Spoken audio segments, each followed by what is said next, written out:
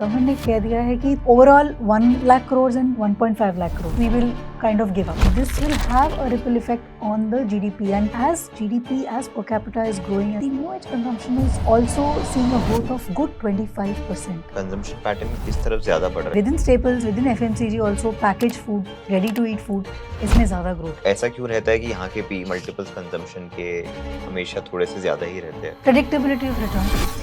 आप मुझे कैसे पिच करोगे आपके पास ये पर्टिकुलर फंड है, this will help you diversify better? You just take the defensive sectors, consumption, financials, IT, healthcare. इन चारों सेक्टर्स में कंजम्पशन का जो वॉलेटिलिटी है वो हाफ ऑफ दीज हैं। If you map the last 10 years, last 15 years, last 5 years return, you will definitely not be disappointed by the returns. अगर यहाँ से हम 10 साल बाद आगे जाते हैं तो आपको कौन सा एक या दो ऐसे कैटेगरी लगती है पूरे इंडेक्स में सबसे ज्यादा ग्रोथ हमको आ जाएगी industry wise? We feel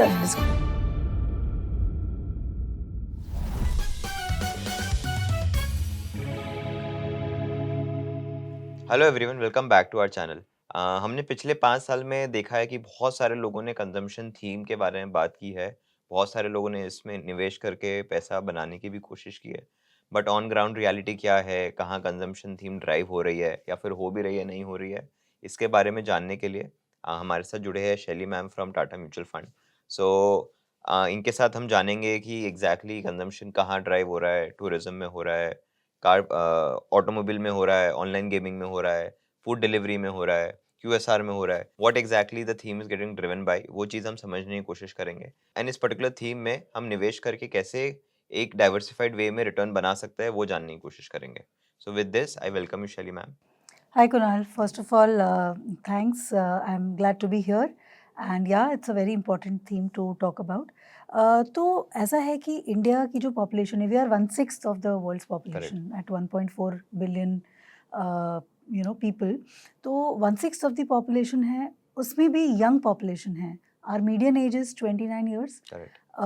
15 to 50 years is 50% of the population, which is a young population. अगर आप 25 to 60 years देखें, which is a working class, that's also around 48 to 50%. So, demographics is in our favor. Population is young, and within that also, जो middle class है, which is you can say any person who's earning between the base is between 30 to 40,000 rupees. That's middle class, and anyone per month. So that population also is about 25 to 30%. Correct. So all this put together is actually driving India's consumption. And because we have a young population and the middle class income is growing, हमारा जो per capita income है वो भी $1,900 into 2020 था, which is now closer to 2,800, 2,700 dollars, by to 2025. So as our population, as the middle class and the younger population within our clan grows, obviously the shift also happens in the new age towards the new age consumption. Correct. And the consumption patterns also change, like you brought out in your opening comments. And ma'am ये तो demographic जो हमको benefit है वो तो है, but at the very same time क्या government भी थोड़ी प्रोएक्टिव हो गई in terms of bringing regulatory changes की जीएसटी में थोड़ा सा सुधार लाए, टैक्स लॉज जो पिछले साल चेंज हुए थे कि 12 to 13 लाख तक इनकम तक कोई टैक्स नहीं लग रहा है इफेक्टिवली, क्या उसकी वजह से भी कंजम्पशन पे पॉजिटिव इम्पैक्ट आएगा? जी बिल्कुल। Income tax relief last year GST 2.0 का जो रैशनलाइजेशन गवर्नमेंट ने किया, कुछ हद तक वो ये भी था कि हाँ, टैरिफ की वजह से जो जीडीपी पे इम्पैक्ट आ रहा है उसे भी रिलीव कर दिया जाए। बट ओवरऑल जो हुआ है, गवर्नमेंट ने क्या किया है, गवर्नमेंट ने कह दिया है कि through income tax relief and GST overall 1 lakh crore and 1.5 lakh crore overall हर साल we will kind of give up. That is the money for the people to spend, और उसका एक रिपल इफेक्ट आएगा जो कि आपकी स्पेंडिंग पे आता है।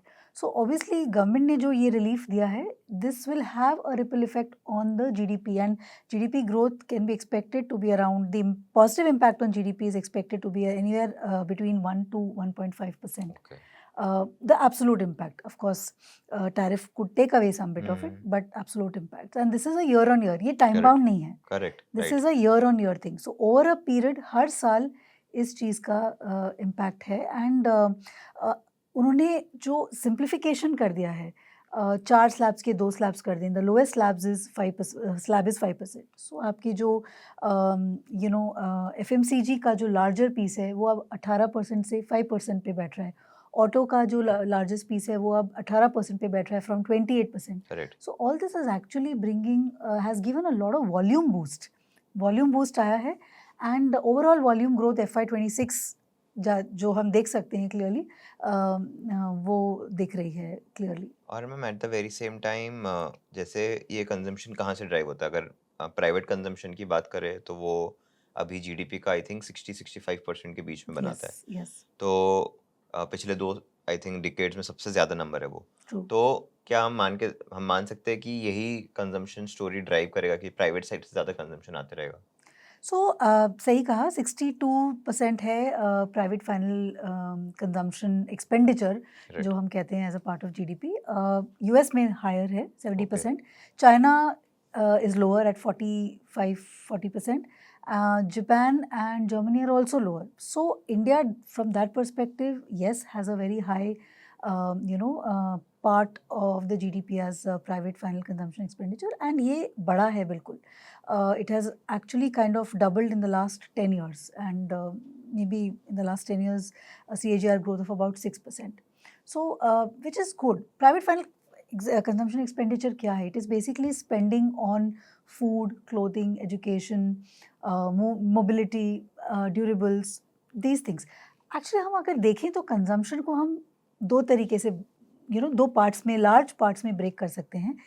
एक है आपका स्टेपल्स एफएमसीजी, और जिसमें आपके डाइवर्सिफाइड एफएमसीजी कंपनीज करेक्ट। आ जाएंगी, जिसमें आपकी पैकेज फूड कंपनीज आ जाएंगी, जैसे ब्रिटानिया, नेस्ले है। डाइवर्सिफाइड एफएमसीजी में आपका आ जाएगा HUL, ITC। HUL, ITC, आपकी बेवरेज कंपनीज आ जाएंगी, रैडिको, खेतान वरुण काइंड्स, बेवरेजेस है। Varun beverage, other beverages kind correct. आ जाएंगी।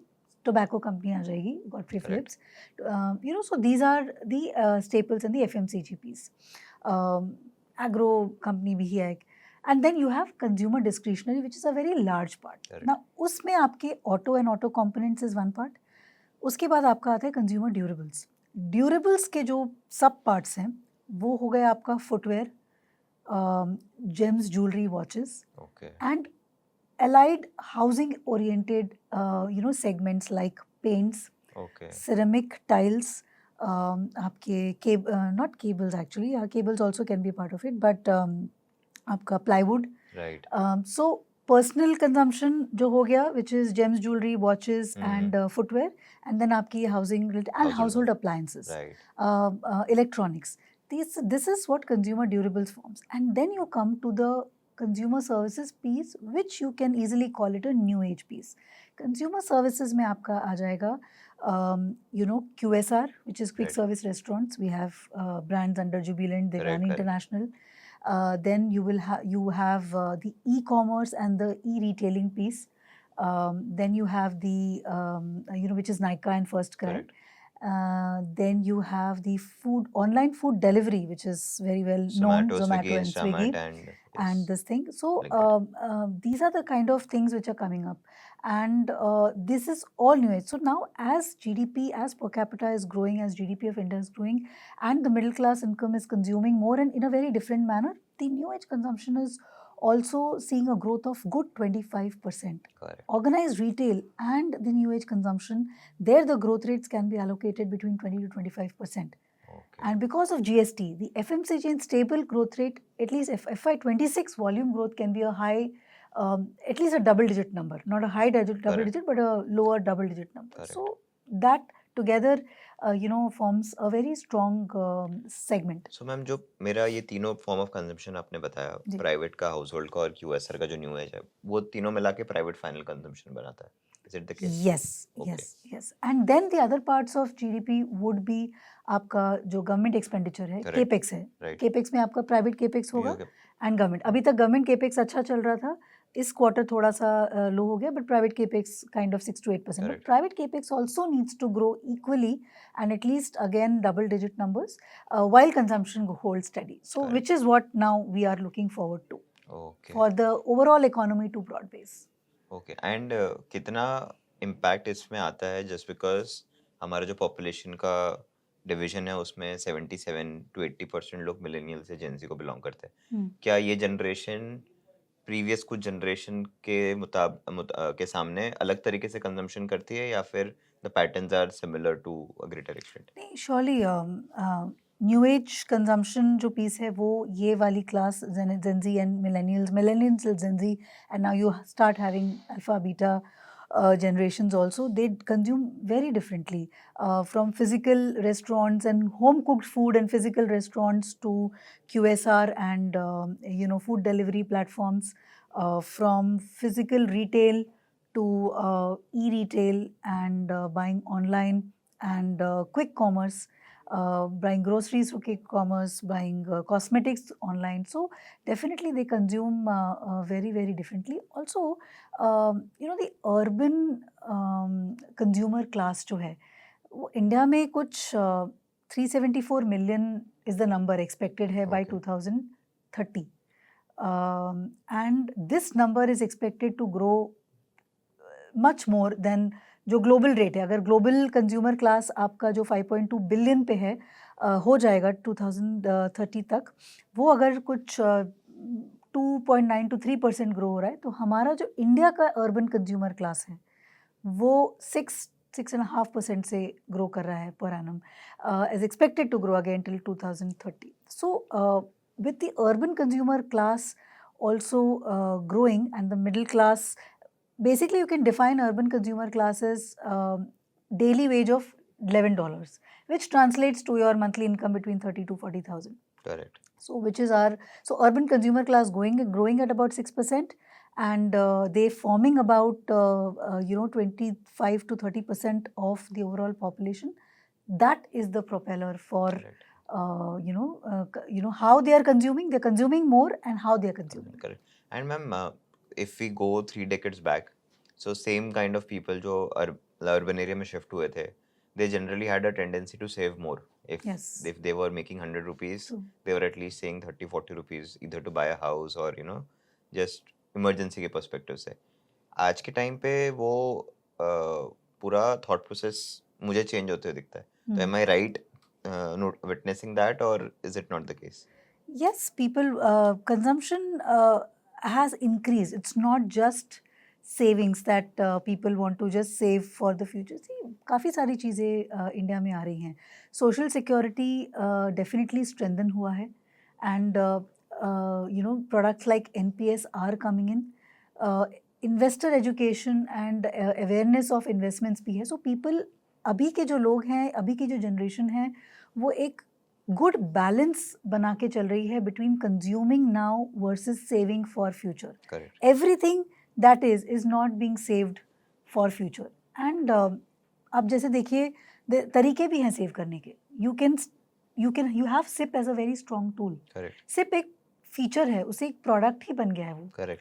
and people are using it as a product, and through SIP you can consume today and you can invest today. So I think some of these things are definitely helping. Also, जब आपके पास survival per capita income है, तो आप save भी करोगे या पूरा कुछ खर्च हो जाएगा सर्वाइवल पे. When you go beyond a particular threshold, you wouldn't, how much can you eat more? And then you automatically get some savings, and after the savings also you get something for your discretionary spend, because finally it's humans want to spend, humans want to enjoy, humans, but you should have the means to do it. जैसे जैसे हमारी country का GDP and per capita income बढ़ रहा है, obviously ये सारे patterns भी उसमें नजर आ रहे हैं. Correct. And ma'am, consumption pattern किस तरफ ज़्यादा बढ़ रहा है? लाइक स्टेपल्स में आपको ज़्यादा ग्रोथ दिखेगी या फिर डिस्क्रिशनरी आइटम्स में ज़्यादा ग्रोथ दिखेगी? देखिए, स्टेपल्स में तो जो ग्रोथ है वो लाइक 6 to 8% है, but within staples, within FMCG also, package food, ready to eat food, इसमें ज़्यादा ग्रोथ है. ओके. क्योंकि इसमें जो है ये सारी ट्रेंड्स, यंग पॉपुलेशन, वो सब तो है ही, but working women joining workforce, that's a big contributor.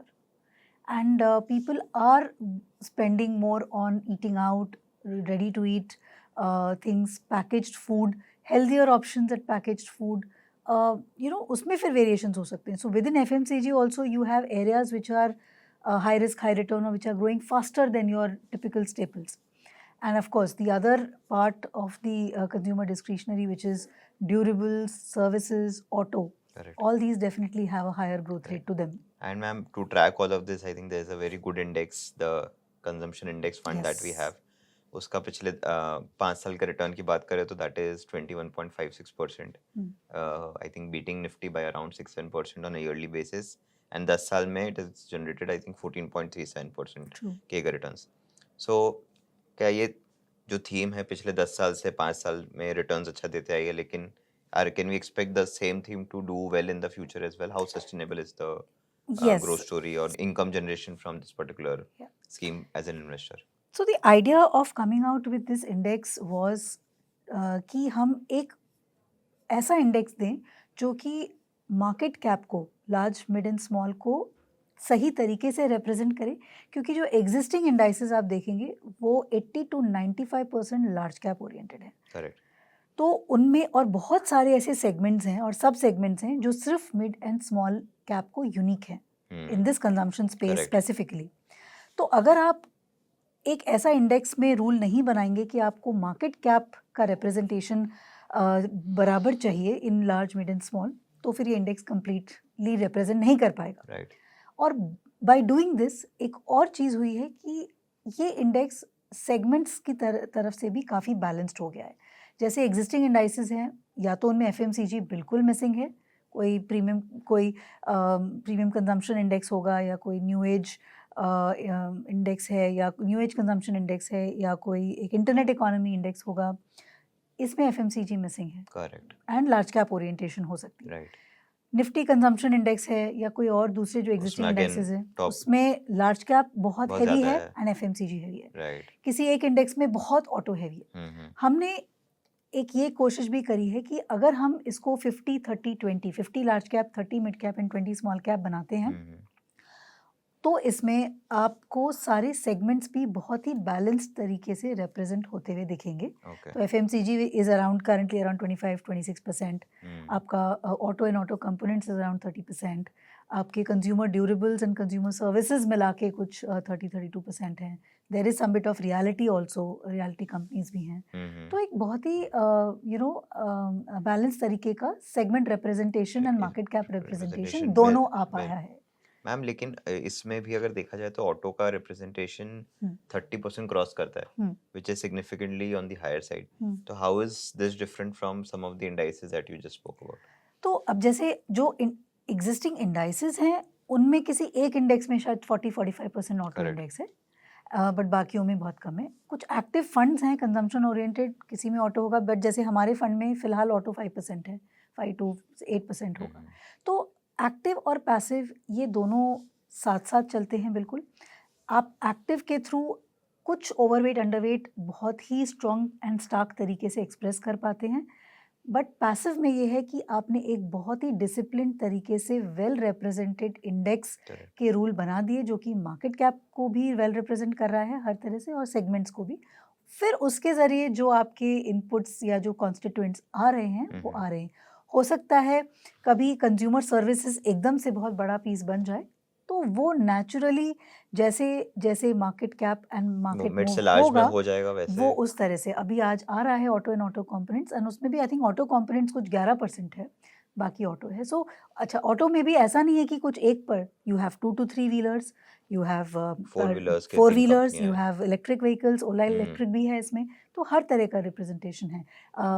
Auto components में भी आपके पास टायर्स एंड रबर प्रोडक्ट्स भी हैं, ऑटो कंपोनेंट्स भी हैं. So it's a very well rounded and represent, because mobility again for consumer is a bigger theme. Correct. As your GDP grows, per capita grows, GDP per capita, mobility is a very important theme.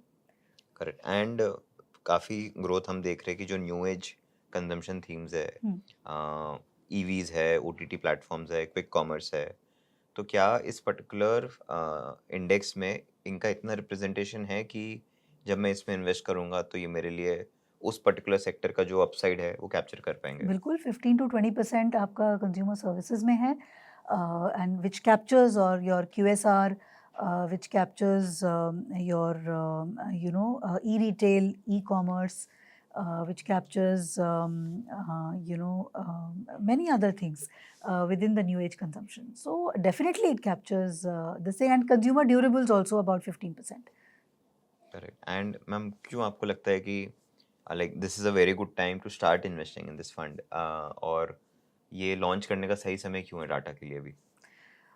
See, demographics and shifting consumer patterns, ये सारा तो favourable India के लिए था ही, but ये भी अपने time के साथ अब हम उस पॉइंट पे आए हैं जब हम डेमोग्राफिक्स और डिजिटल इंफ्रास्ट्रक्चर जो है, डिजिटल इंफ्रास्ट्रक्चर के ऐसे पॉइंट पे आए हैं जो कि डेमोग्राफिक को लेवरेज कर पाएगा, right which is the OTT, which is the food delivery platforms, which is the e-commerce, which is the e-retail, which is the correct specialty retail, which is everything. So digital infrastructure is at a point of acting like a good leverage on the demographics, and we are at a point of GDP per capita which can bring out the shifting patterns in the consumption very well and can do justice to it. Apart from these two larger pieces, एक और चीज़ है जो कि government support है, right GST rationalisation and income tax relief, which is not for 1 year, 1 साल 2 साल की बात नहीं है ये, उसका इफेक्ट आते ही रहेगा। ये टाइम बाउंड नहीं है, उसका एक इफ़ेक्ट आते रहेगा। तो ये सारी चीज़ें जब साथ में आ रही हैं तो हमें लगा कि ये एक सही टाइम है एक balanced consumption index, multi cap consumption index launch करने का, क्योंकि ये सब चीज़ें आ रही हैं, बट उस सारी चीज़ों को एक बैलेंस तरीके से कैप्चर करने के लिए हमें एक मल्टी कैप इंडेक्स चाहिए था, जो मार्केट इसलिए कैप आपने और लार्ज मिड और सेगमेंट्स स्मॉल तीनों को मिक्स मिक्स किया। कर पाए एंड सेगमेंट्स भी सारे आ पाए। एंड मैम इसका रीबैलेंसिंग या फिर रिकॉन्स्टिट्यूशन कैसे होगा exactly? It is reconstituted semi annually और रीबैलेंस क्वार्टरली है। ओके, अलग अलग है दोनों का। यस, ये ओके अलग है। ओके एंड मैम इस जब क्योंकि थीम सिर्फ कंजम्पशन की है तो जब रीबैलेंस होगा तो कितना हम अज्यूम कर सकते हैं कि इतने चेंजेस आएंगे इस पर्टिकुलर फंड में?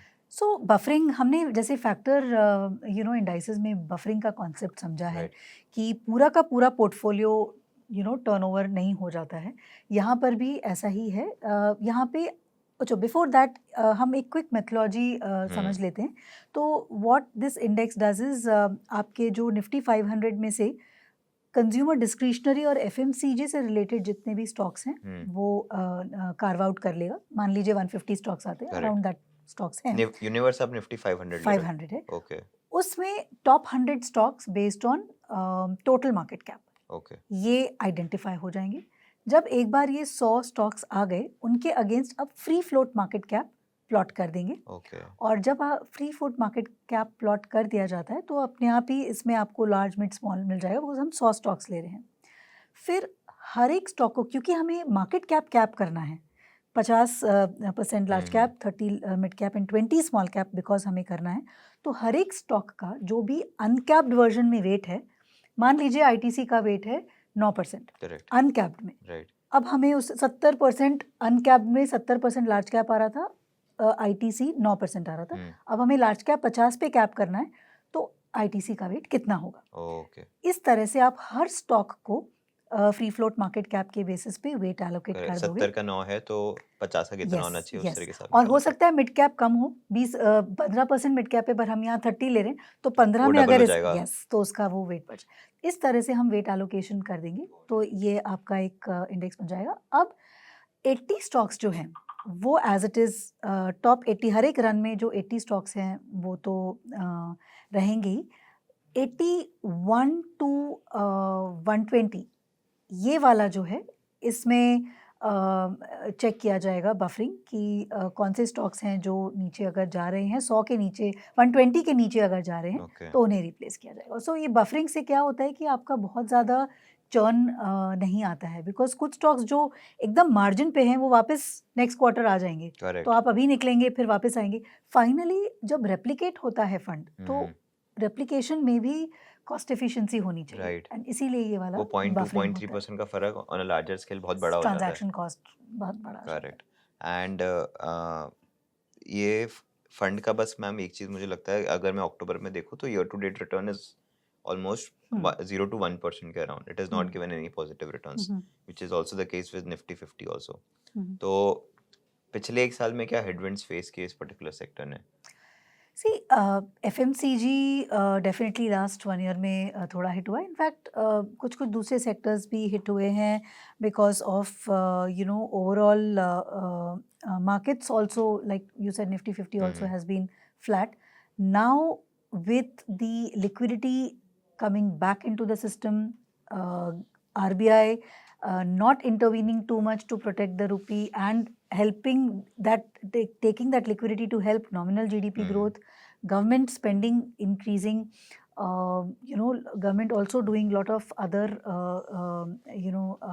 cues to, like the GST rationalization and other reforms to bring up the overall boost and give a overall boost to the consumption piece. So urban and rural, plus monsoons have been good, the crop season has been quite good. So all this put together now, it is expected, which was also some of the reason why some of these pieces did not take off because of the urban correct incomes and the rural incomes being impacted. Now all this is coming coming together. To so जो भी खराब होना था वो जी, शायद हो अब चुका होगा। अब ये करेक्ट। सब कुछ बेटर एंड लग मैम रहा है। फंड की top holding I think Mahindra and Mahindra, ITC, HUL हुँ। इनके अराउंड कॉन्सेंट्रेट होती है।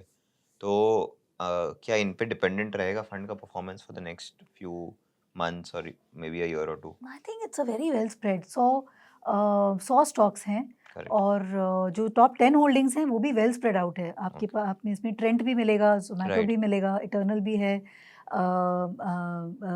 You have diversified FMCG also, auto भी है। आई थिंक टॉप 10 होल्डिंग्स भी काफ़ी डाइवर्सिफाइड हैं और ओवरऑल तो 100 स्टॉक पोर्टफोलियो है, तो it is well spread out and sector representation भी है। And ma'am in general I always feel this कि जब कंजम्पशन की बात होती है so the valuation P multiples in general in India somehow are on the higher side. हुँ। Same चीज़ यूएस में देखेंगे तो इतने हाई वैल्यूएशंस कंजम्पशन को नहीं मिलते। हुँ, हुँ। तो ऐसा क्यों रहता है कि यहाँ के पी मल्टीपल्स कंजम्पशन के हमेशा थोड़े से ज़्यादा ही रहते हैं? प्रेडिक्टेबिलिटी ऑफ रिटर्न्स, जितनी ज़्यादा रिटर्न प्रेडिक्टेबिलिटी है and the runway is also longer and hmm predictability है, and that this predictability is also backed by volume growth could be single digit, but absolute volume अगर आप देखेंगे, it's a hmm behemoth volume now correct. With our kind of size of the country. तो because of that these multiples are higher.